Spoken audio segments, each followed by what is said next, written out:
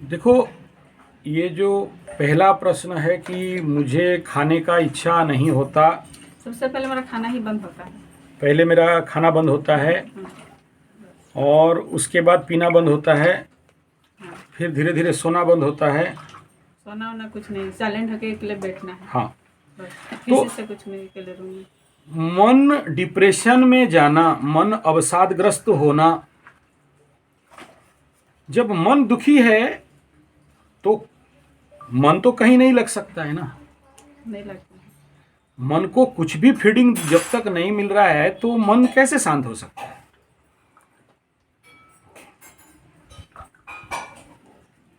कभी लगता है कि अच्छा से बनाऊं या फिर कोई अच्छा ये करूं, अच्छे से खाऊं, ये करूं। नहीं, बस एक दो बार हो गया और कुछ भी करने से नहीं होता है, वैसे नहीं होता है खाना पीना। मन का खेल है ना भाई, मन का ही तो खेल है। और ये समझ पाना कि मन क्या चाहता है, मन को कैसे ठीक करें, मन का ठीक होने का क्या तरीका है। और जो व्यक्ति ये समझ गया कि मेरा मन कैसे ठीक होगा, कैसा ठीक हो सकता है, और उस मन को ठीक करने के लिए मेरा सर्वाधिक प्रयास क्या है, मेरा मन को ठीक करने के लिए मैं क्या क्या करता हूं। जब शरीर बीमार पड़ता है तो उसको ठीक करने के लिए डॉक्टर के पास जाते हो कि नहीं जाते हो। उल्लूपैथी का दवाई, होम्योपैथी का दवाई, आयुर्वेद का दवाई खाते हो कि नहीं खाते हो। तो जब मन फंक्शन करना छोड़ दिया है या गलत फंक्शन कर रहा है या अपना मन मिसबिहेव कर रहा है, तो उस बेचारा मन के लिए क्या कर रहे हो, उस मन का कैसे ख्याल रख रहे हो। और अगर मन का ख्याल नहीं रख रहे हो तो क्यों आशा करते हो कि मेरा मन ठीक हो जाए। ऐसा नहीं। मैं उस टाइम होता है, जितना भी रहे अंदर में, जितना भी कष्ट, जितना भी दुख, जितना भी पेन हो, निकले, निकलने मतलब निकलने दे। और जितना हो रहा है होने दे, होते रहे बस। हाँ, नहीं ठीक है, वो तो धीरे धीरे हर एक पेन आदमी का धीरे धीरे पेनलेस कर देता है। और पेन कितना भी हो, पेन दर्द पता नहीं चलता है। और फिर जो हालत है उसी हालत में हम रहें, और वो हालत कितना भी वनरेबल कंडीशन बने, उसमें हमें कोई मतलब नहीं है। ऐसा बनना, ऐसा मानसिकता बनना एक स्वाभाविक बात है, अंतर्मन का खेल है। लेकिन प्रश्न यहाँ ये क्या है, क्या मैं खुश हूं या नहीं। और मैं खुश हूं उसके लिए, यानी मैं खुश रहूं उसके लिए मेरा क्या प्रयास है। क्या मैं दूसरे से खुशी का आशा कर रहा हूं, क्या कोई मुझे खुश कर दे। अगर मुझे कोई खुश कर दे तो क्या बिना स्वार्थ में खुश कर दे। सब स्वार्थी है। सब स्वार्थी हैं, ये तो मुंह में बोल रहे हो ना। जिस दिन अनुभव कर लोगे कि सब स्वार्थी हैं, दिख जाए। नहीं, सब स्वार्थी है। कोई कैसे बिना स्वार्थ में कोई किसी को अच्छा कर दे या फिर ख्याल कर दे। हाँ, तो वही तो कह रहा हूं। जब एक भिखारी दूसरा भिखारी को भीख देने के लिए दौड़ा है, हाँ, एक भिखारी जो खुद भिखमंगा है, खुद भीख मांग रहा है, वो दूसरे को भीख देने के लिए कोशिश कर रहा है। तो भीख क्यों दे रहा है वो। उससे भी मिले। नहीं, उसे है ही नहीं। वो हम दे रहे हैं इसीलिए वापस चाहिए मेरे को ना। हाँ, नेबार उड़िया में है ना, नेबार देबार थी काणा अच्छे बाप थी लेहला, दई थी ले पाई बुनी थी ले दाई। तो ये दे रहा है ना, तेरा बेटी का शादी में तुम किसी को बुलाती हो तो इसलिए आके गिफ्ट दे के जा रही कि मेरा बेटा बेटी में शादी में दे दे। यहाँ इसलिए नहीं दे रहा है। अभी तुम बोलोगे हम तो साधु संत सन्यासी, हम दिए बदले में क्या, बदले में उसे आगे फिर कुछ पाओगे। और यहाँ कोई किसी के शादी के घर में जाते हो, अगर कुछ दे के आते हो तो बदले में वो लोग तुम्हें साड़ी देते हैं, कपड़ा देते हैं, पैसा देते हैं, पकवान देते हैं, मिठाई देते हैं। ये तो देने लेने का, देन लेन का संसार है, तेल नून का संसार है। तो ये तो कोई नया बात नहीं है। इसमें दुखी का कहाँ है? लेकिन इन सब बातों से तुम अगर ये बोलो मुझे खाने का इच्छा नहीं हो रहा है, पीने का इच्छा नहीं हो रहा है, बैठने का इच्छा नहीं हो रहा है, काम करने का इच्छा नहीं हो रहा है, रोने का इच्छा नहीं हो रहा है, मैं चाहता हूं सारे दुख मेरा निकल जाएं, तेरा दुख क्या हवा से निकलेगा? अपने आप निकल जाएंगे। तुम झाड़ू नहीं लगाओ और तेरे मन का कचरा बाहर निकल जाए, तो वो प्रश्न तो यहां आके वहीं रह गया कि तुम झाड़ू कितना लगाए हो तुम्हारे मन को। नहीं लगाए हो, तेरा मन खराब होगा। तुम मर भी जाओ तो किसी को कोई दुख नहीं लगेगा। 2-4 दिन ऊंच ऊंचा करेंगे, लेके वेदव्यास घाट में जला के आ जाएंगे। किसका क्या जाता है? किसी का कुछ नहीं जाता है। लेकिन अगर तुम किसी को आनंद दिए हो, खुश दिए हो, सुखी दिए हो, शांति दिए हो और खुद पाए हो, खुद कमाए हो, दूसरे को खिलाए हो, तो बोलेंगे गई तो गई, लेकिन कुछ खिला के गई। और इसमें क्या ना, मरने के बाद भी तुम आनंद में रह सकते हो। हालांकि कोई नहीं जानता है मरने के बाद आदमी आनंद में रहता है कि नहीं रहता है, लेकिन एटलीस्ट मृत्यु के बाद तुम्हें सैटिस्फाई होगा कि मैं जी लिया, मैं अपने लिए भी किया और संसार के लिए भी किया, मेरा जिंदगी व्यर्थ का तो नहीं गया, ईश्वर दिया। और चलो तुम्हें लगे नहीं लगे खुशी अलग बात है। अगला जन्म जब ईश्वर देने लगेंगे तुम्हें, तो तुमको एवार्ड रेवार्ड बोनस देंगे, अच्छा देंगे, अच्छा जीवन देंगे। उसको कौन देखेगा अगला जीवन? तुम मत देखो, फिर मर जाओ।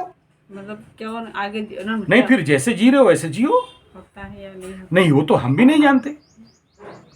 तुम्हें अगला जन्म में क्या मिलेगा नहीं मिलेगा, ये कौन जानता है? जो ये प्रश्न कर रहे हो, एटलीस्ट मुझे नहीं करना, क्योंकि मैं कुंडली से तुम्हारे 10 जन्म पहले का हिस्ट्री निकाल दूंगा और इसी कुंडली से अगला जन्म क्या होने वाला है वो भी निकाल सकता हूं।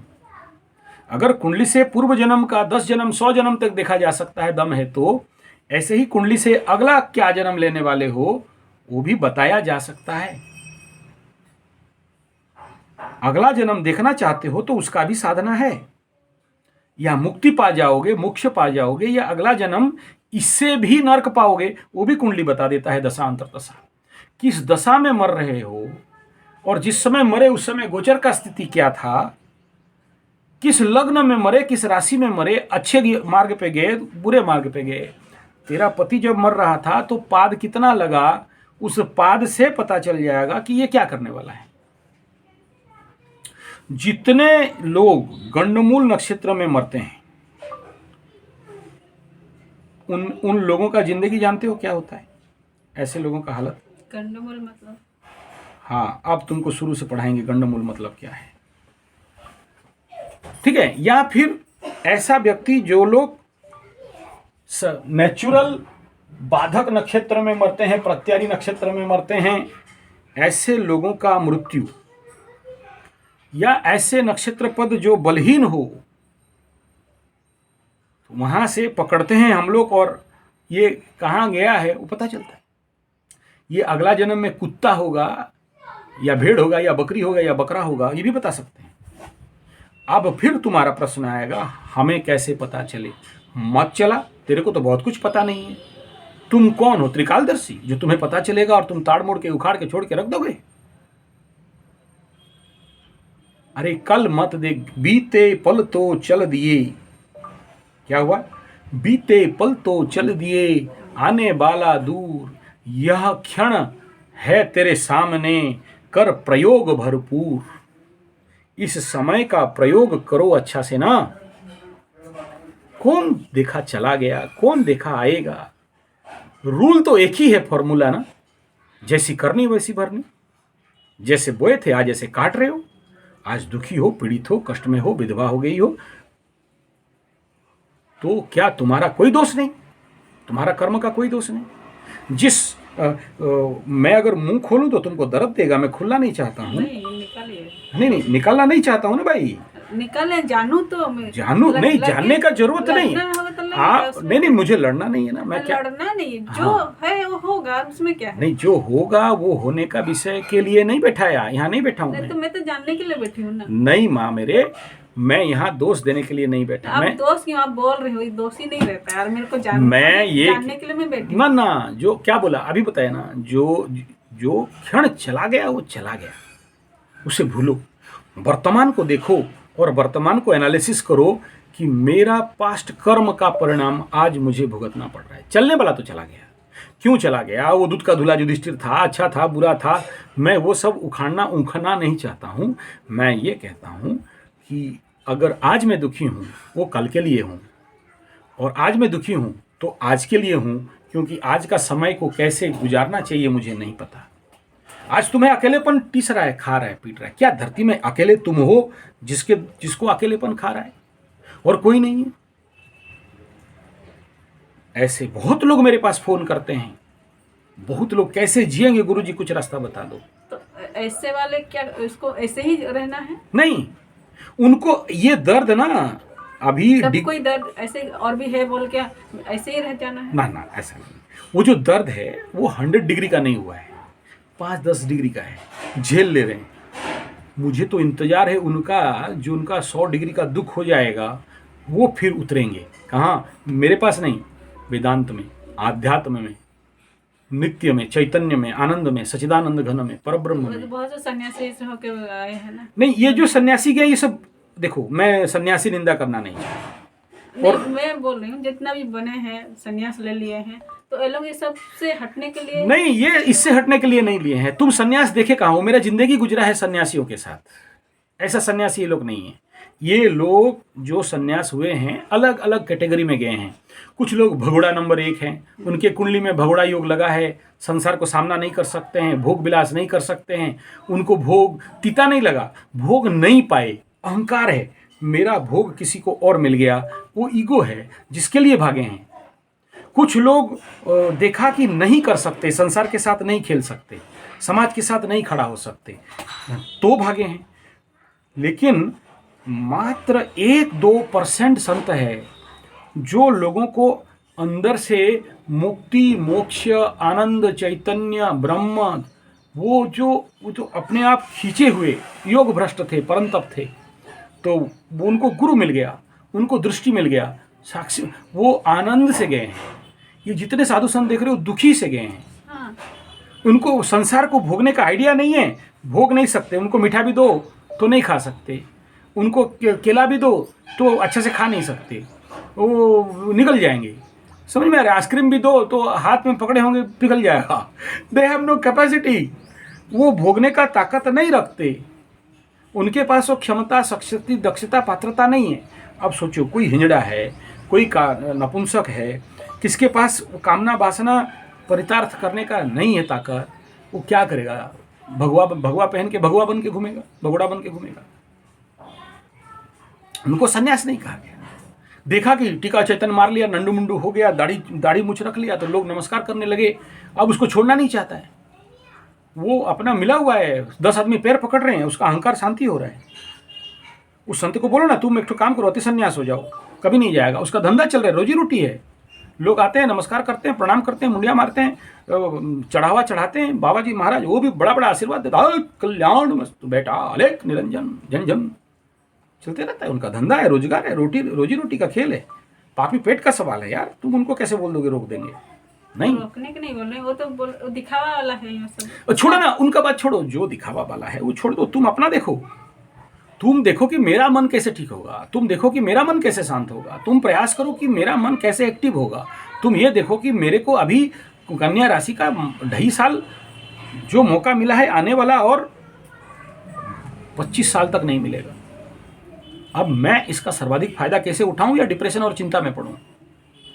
मैं अभी इस समय मेरे ऊर्जाओं को बढ़ाऊं, मेरे अंदर आकर्षण शक्ति को बढ़ाऊं, मेरे अंदर ध्यान शक्ति को बढ़ाऊं, मेरे अंदर सर्वाधिक जो आने वाला समय में शनि का महादशा आने वाला है, उस समय जो शनि मेरा लॉस हाउस में बैठा है, मेरे को जो लॉस करेगा उसमें कुछ कमाया रहूँगा तब ना लॉस करेगा।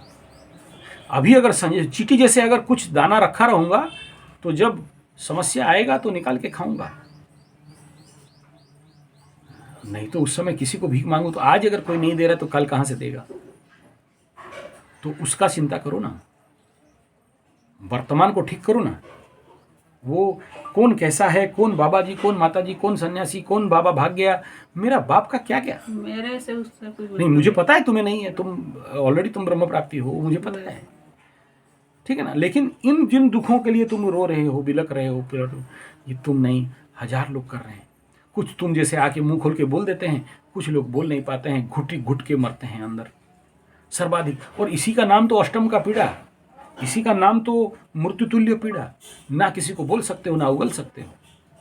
और जिसके कुंडली में द्वितीय घर में शनि बैठता है ना, आसपास ऐसा ही होता है, ऐसा दुख, ऐसा पीड़ा, ना किसी को उगल सकते हैं ना किसी को बोल सकते हैं। उससे तो तेरा कम है। इसीलिए द्वितीय का शनि को बोला गया है शोक, प्रथम का शनि, लग्न का शनि को बोला गया दुख। तो शोकाकुल आदमी है, कैसे किसी को सुख दे सकता है यार? नहीं दे सकता। तुम उनसे सुख का आशा करना व्यर्थ और बेकार का बात है। भूलो। उन सबको भूल पाने का नाम ही तो योग है, याद रखने का नाम तो ईश्वर है। भूल जाओ ना। और मैं जानता हूं भूलना बहुत मुश्किल है, लेकिन भूलने के नहीं कह रहा हूं, ईश्वर को याद करो, बाकी चीज भुला जाएगा। Concept clear?